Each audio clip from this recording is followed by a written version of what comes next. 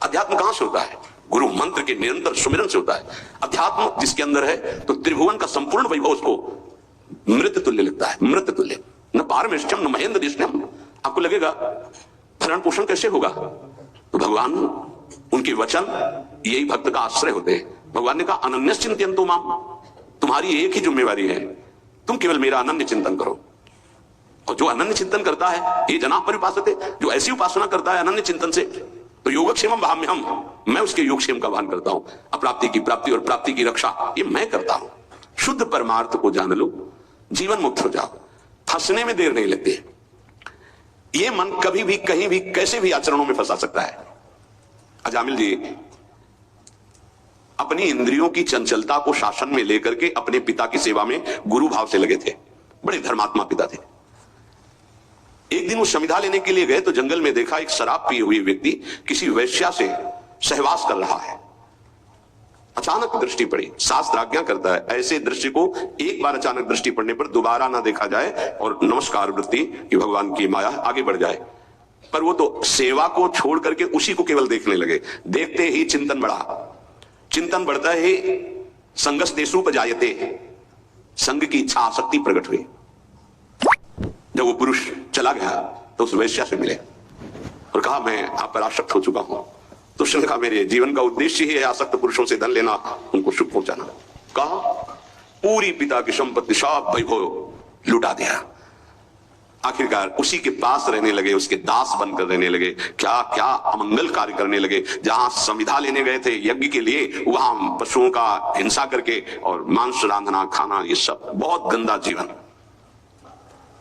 एक बार थोड़ा भी कोई धर्म का अनुष्ठान करे तो धर्मो रक्षति रक्षिता, धर्म उसको बचाने की कोशिश करता है, रक्षा करता है।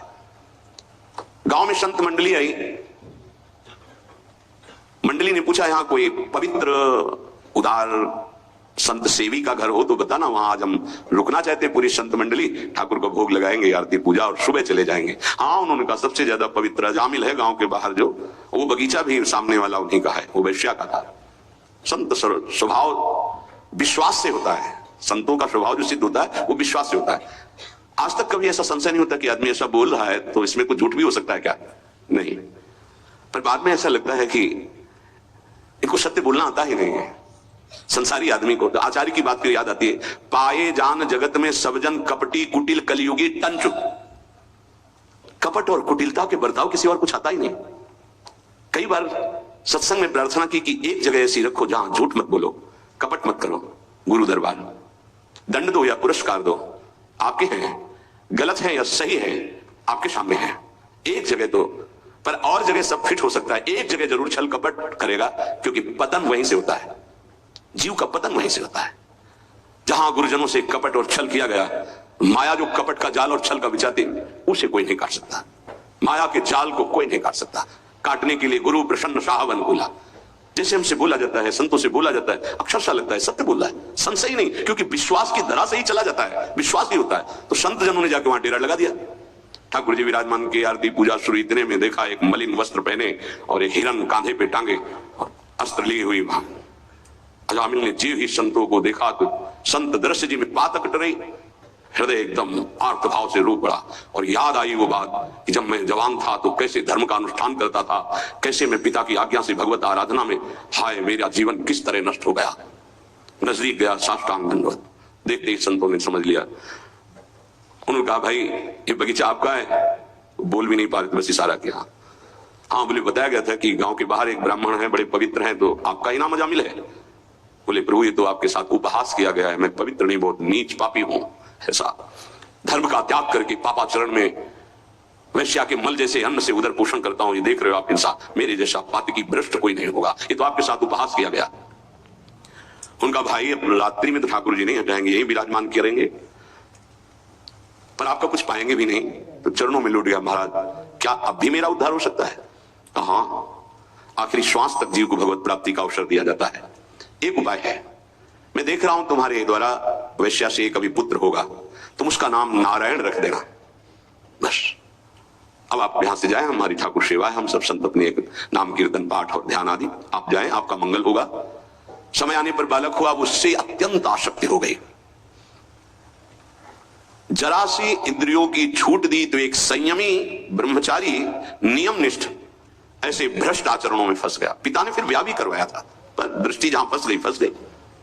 कुसंग हुआ तो जीवन बर्बाद हो गया, और सत्संग हुआ तो देखो कैसे परम पद मिलता है। अब तो उसी छोटे पुत्र को गोद में लेके घूमना, उसी से प्यार, उसी से दुलार। उसको क्या पता कि एक भयावह समय होता है जिसका नाम मृत्यु है। वो कभी भी किसी पर आक्रमण कर सकती है, और जब यहां से जाओगे ना तो कुछ भी तुम्हारे साथ नहीं। तुम्हारा किया हुआ धर्म और अधर्म, ये दोनों तुम्हारे साथ जाएंगे, जिसे शुभ और अशुभ कर्म कहते हैं। अचानक उसको दिखाई दिया दो भयंकर यमदूत। कांपने लगा। यमदूतों की दृष्टि मात्र से उसके मलमूत्र छूट गए, इतने भयानक। और उसकी आसक्ति अपने पुत्र पे थी, तो ऐसा लगा कि मैं आखिरी में एक बार अपने पुत्र को बुला के देख लूं। बुलाया, नारायण, बस मंगल हो गया। देखो, संत संग अपवर्ग कर, कामी भव कर पंथ। संत का संग सीधे मोक्ष प्रदान करने वाला होता है। नारायण, एक बार जी ही पुकारा नारायण, ऋणा पे जवान पहुंची कि दो दिव्य पार्षद भगवान के चतुर्भुज नारायण स्वरूप श्यामल कांति है, यमराज के दूतों को डांटा और फांसी काट दी। अब तुम इस जीव को स्पर्श भी करने का अधिकार खो चुके हो। बड़ा सुंदर प्रसंग है, अगर इसे बार बार हम सुने और इसे हृदय में बैठा ले तो जीवन मुक्त होने के लिए पर्याप्त साधन है। नाम महामंगल मूद में अजामिल जी की चेतना लुप्त होने वाली थी, फांसी पड़ चुकी थी यमदूतों की। यद्यपि उसने भगवान को नहीं पुकारा, अपने बालक के स्नेह वशात उसको पुकारा नारायण, पर संतों ने नाम रखवाया था। 88 वर्ष की आयु तक पाप ही पाप होते रहे उसके। यमदूतों को डांट कर भगवान के पार्षदों ने कहा, अब तुम स्पर्श भी नहीं कर सकते इसको। उनका आप बड़े तेजस्वी देव स्वरूप दिखाई देते हैं, पर आपको पता है ये महान नीच पापी हर क्षण पाप करता रहा है। ये मूर्ख अपने पुत्र के बहाने नारायण बुलाया है, ये महापापी है। भगवान के पार्षदों ने कहा, हम देखते हैं कि तुमको कोई ज्ञान नहीं है। जिस समय ये पुत्र के बहाने नारायण बुलाया, उसी समय निष्पाप हो गया, सारे पाप इसके भस्म हो गए। यमराज के दूतों ने कहा, आपको देखने से लगता है आप कोई सिद्ध हैं, क्योंकि तत्काल उपस्थित हुए हैं। आपके कमल दल के समान नेत्र हैं और पीतांबर धारण किए हुए हैं, सिर पर मुकुट है, कानों में कुंडल है, गले में हार लहरा रहे हैं, सबकी नवकिशोर अवस्था है, चार चार भुजाएं हैं और कर कमलों में धनुष, तरकश, गदा, शंख, चक्र, कमल आदि सब धारण किए हुए हैं। आप हमें क्यों रोक रहे हैं? हमारी सेवा है पापियों को दंड देकर, महाराज दंड पानी, यमराज की आज्ञा के अनुसार इनको नरक ले जाना। यमदूत भगवान के पार्षदों से सब बोले। पार्षदों ने हंसकर गंभीर वाणी में कहा, यमदूतो, यूयम वही धर्म राजस्य यदि निर्देश कारिणः ब्रूत धर्मस्य नस्तत्वम यच्च धर्मस्य लक्षणम। तुम लोग सचमुच धर्मराज के पार्षद हो, आज्ञाकारी हो? बताओ धर्म का लक्षण क्या है? धर्म किसे कहते हैं? दंड किस प्रकार दिया जाता है और दंड का पात्र कौन है? मनुष्यों में सभी पापाचारी दंडनीय हैं या उनमें से कुछ? उत्तर दीजिए। बड़ा सुंदर प्रसंग, ध्यान पूर्वक सब सुनिए। यमदूतों ने कहा, मेरे महाभागवत स्वामी भगवान धर्मराज हम सबको परिपक्व शिक्षा दिए हुए हैं।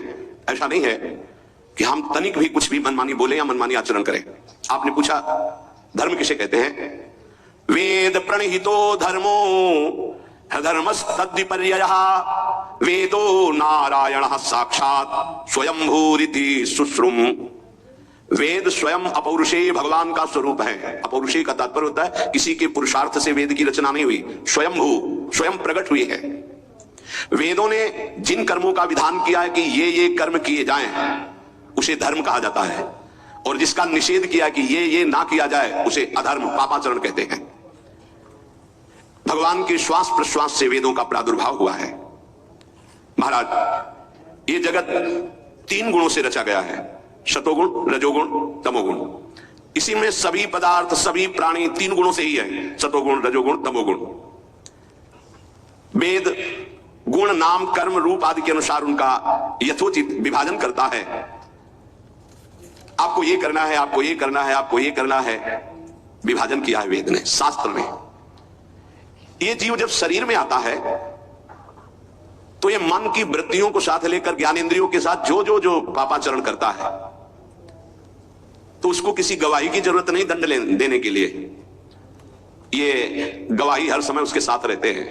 सूर्योग्नि खम मरुत गावः सोमा संध्या हनि दिशा कम कुह कालो धर्म इति ह्रेते दैह्रस्य साक्षिणः। सूर्य, अग्नि, आकाश, वायु, इंद्रियां, चंद्रमा, संध्या, रात, दिन, दिशाएं, जल, पृथ्वी, काल, धर्म, ये साक्षी रहते हैं।